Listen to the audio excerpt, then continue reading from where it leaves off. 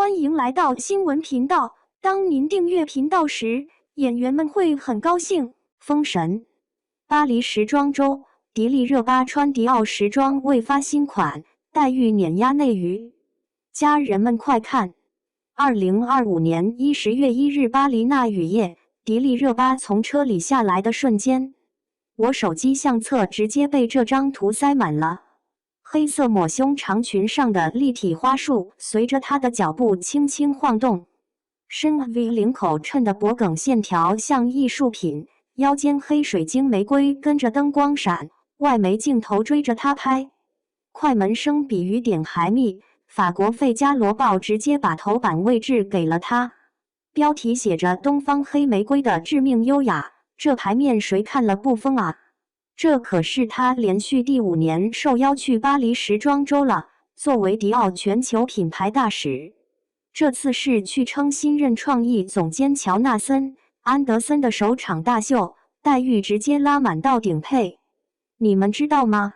品牌方的车直接开进秀场，他是内娱唯一不用排队直接坐车进去的艺人，住的还是迪奥御用酒店，这待遇真的没谁了。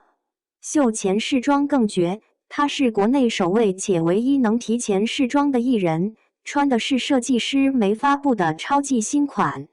衣服裙子上全是立体蓝色小花，从花心到花瓣的细节做得特别精致，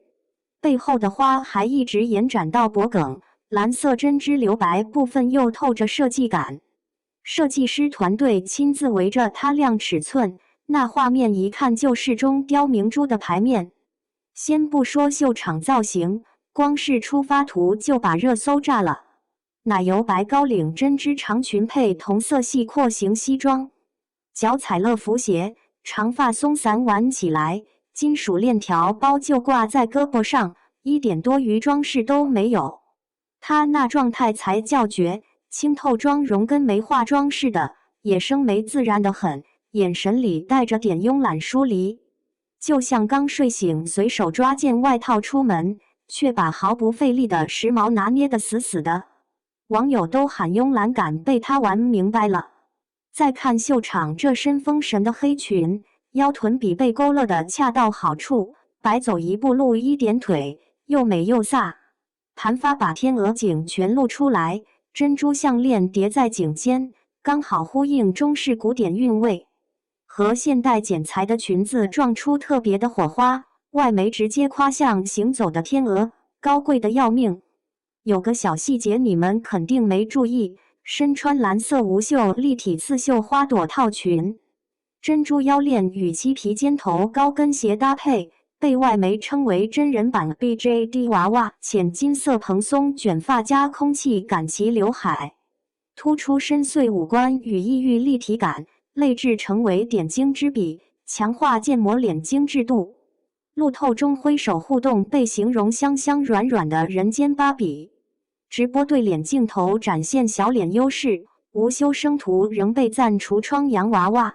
视觉盛宴，给人焕然一新的感觉。看谁还说刘海不好看的这组抓拍图，一夜之间就让迪丽热巴芭比娃娃话题破了1亿阅读量。外网时尚博主疯狂转她的直拍，说她重新定义了东方美。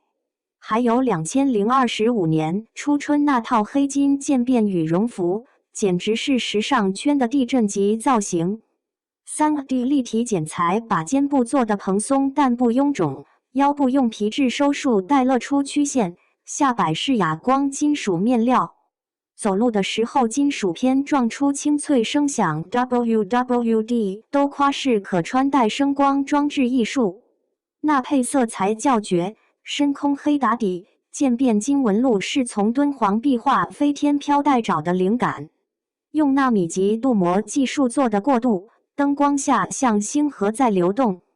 BAZAAR 直接评它东方美学工业化的典范，就这一套衣服。48小时内同款搜索量暴涨300%，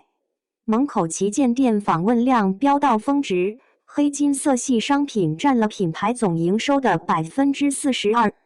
ZARA，Your 这些快时尚品牌72小时就出了仿款，周销量直接破100万，这带货能力真的顶破。团队还搞了个 AR 虚拟试衣间，抖音上1.2亿次播放，他自己成立的造型实验室，光 3D 剪裁方案就拿了3项国家实用新型专利，这哪是艺人啊，明明是时尚设计师级别的存在。派对环节更让人惊喜，他直接换了新疆少数民族服饰，拿着家乡的特色饰品跟外国嘉宾介绍，说这是家乡的文化符号。港台媒体都夸他用时尚打破文化壁垒，让世界看见东方美，这种文化输出真的太高级了。品牌方对他是真上心，在共和广场、巴黎歌剧院这些地标都投了艺人应援广告，粉丝的应援物料直接铺满巴黎街头，社交媒体上相关话题阅读量分分钟破10亿。网友都玩梗，让迪奥赶紧出他同款黑玫瑰，说那颜色就是为他量身定做的。秀场座位也暗藏玄机，他就坐在创意总监乔纳森·安德森旁边，和其他国际巨星同台。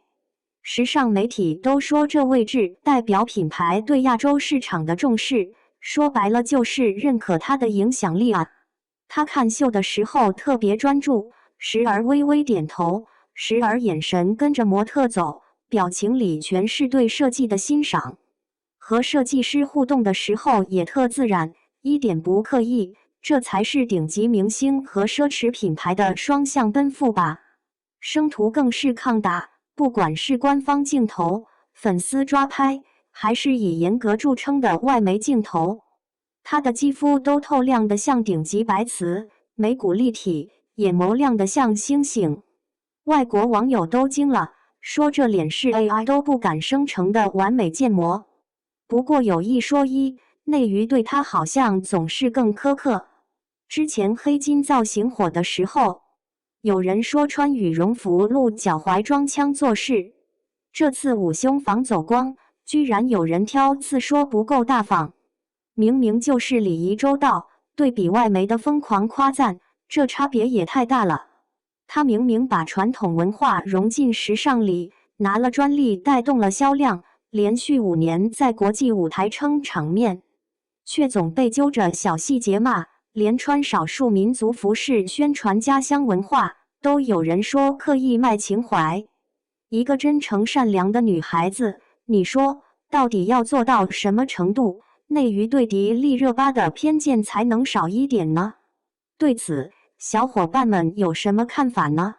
欢迎在下方评论区留言，和大家一起分享讨论吧。